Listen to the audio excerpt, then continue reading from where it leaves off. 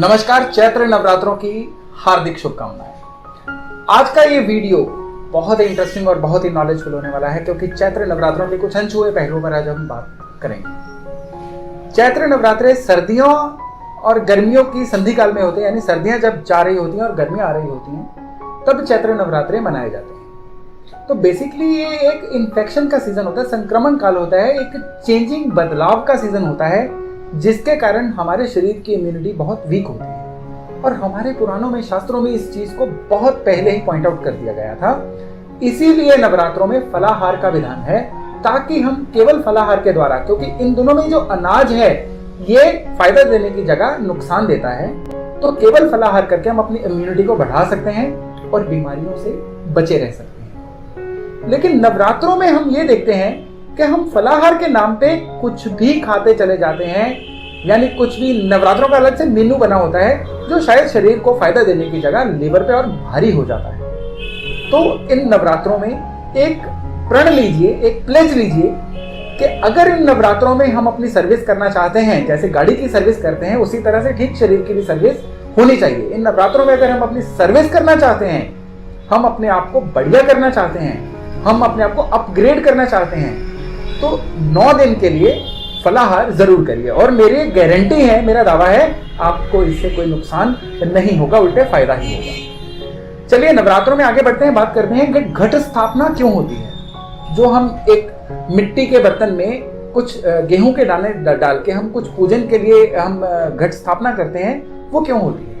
नवरात्र, खास करके चैत्र नवरात्रि वो सीजन होता है जिसमें हमें गेहूं की फसल की कटाई होती है। हमें पूरे साल के लिए गेहूं मिलता है, और गेहूं क्योंकि हमारा बेस फूड है, इसीलिए ये विधान बनाया गया था कि उस बेस फूड को अपने सामने बीज कर हम उसका पूजन करें, और उस पूजन के द्वारा हम ईश्वर के प्रति आभार प्रकट करें। और साथ ही साथ में ये सिंबल बहुत गहरा है, क्योंकि रजस, सत्व, तमस, इन तीनों तत्वों का नवरात्रों में बैलेंस होता है। तमस वो तत्व होता है जिसको हम इनएक्टिव स्टेट बोलते हैं, और रजस वो तत्व होता है जिसमें कोई एक्टिविटी शुरू होती है, और जो सत्व होता है उसमें एक्टिविटी जो है अपने पूरे फ्लो में आ जाती है। तो ये जो घट स्थापना है, ये हमें तमस, रजस और सत्व, इन तीनों के बारे में बताती है। नवरात्रों के 9 दिन होते हैं। पहले 3 दिन देवी के तमस तत्वों की साधना होती है, अगले 3 दिन रजस तत्वों की साधना होती है, और अंत वाले जो 3 दिन होते हैं उसमें सत्व तत्वों की साधना होती है। तो आप देखिए, आपने मट्टी ली, उसमें गेहूं को बीजा, वो इनएक्टिव स्टेट है, वो तमस तत्व है। उसमें से हल्के हल्के अंकुर फूटने शुरू हुए, यानी किसी तरह के जीवन का प्रवाह हुआ, वो रजस तत्व हो गया।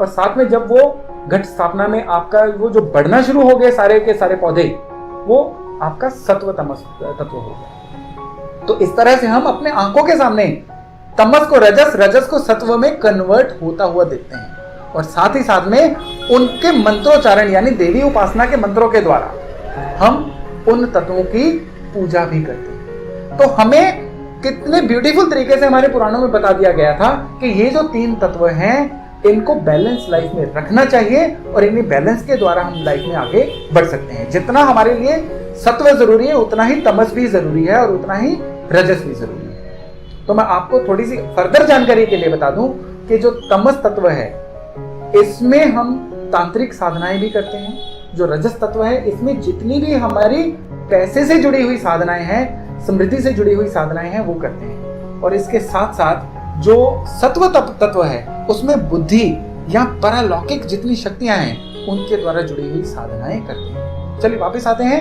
कि हम अगर साधनाएं नहीं कर सकते, हम अगर मंत्रोच्चारण नहीं कर सकते, तो इन नवरात्रों में हम इन नवरात्रों का सबसे ज्यादा फायदा किस तरह से ले सकते हैं। बहुत आसान है।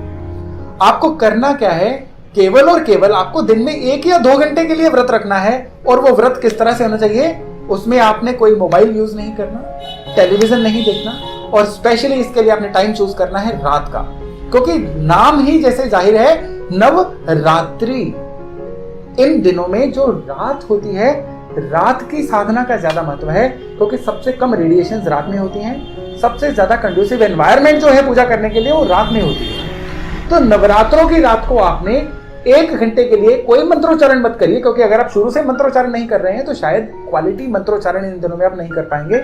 आप केवल और केवल आधे घंटे 1 घंटे के लिए आंखें बंद करके केवल मेडिटेशन करिए। अपने अंदर झांकिए।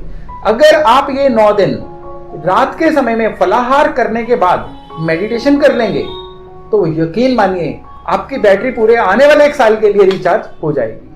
और साथ ही साथ में इन नवरात्रों में एक चीज का खास ख्याल रखिएगा, कृपया फ्राइड से दूर रहिए, कृपया हैवी खाने से दूर रहिए, फिर चाहे वो आपके व्रत वाली सो कॉल्ड थाली ही क्यों ना हो। आपको इन नवरात्रों में जो आप करते आ रहे हैं उससे हटके कुछ सादा, कुछ सात्विक, कुछ डिफरेंट करना है। कहते हैं आप जो करते आ रहे हैं वही करते रहेंगे तो आपको वही मिलेगा जो मिलता आ रहा है। तो हमें वो नहीं चाहिए जो मिलता आ रहा है, हमें उससे बेहतर चाहिए, हमें उससे ज्यादा चाहिए। तो क्यों ना हम अपनी बैटरी को इन नवरात्रों में रिचार्ज करें। और उस बैटरी को रिचार्ज करने के लिए हमें थोड़ा सा डिसिप्लिन रहना होगा, थोड़ा सा लाइफस्टाइल को बढ़िया करना होगा और स्पेशली नवरात्रों के साथ अपने आप को ट्यून करना होगा। तो जिस तरह से मैंने आपको बताया कि आप घट स्थापना करिए और अपने उस घट स्थापना में जो आपकी खेती है उसको बढ़ते हुए देखिए। आप जब उन पौधों को बढ़ते हुए देखेंगे तो आपको अपने अंदर भी परिवर्तन जो है वो फील होगा।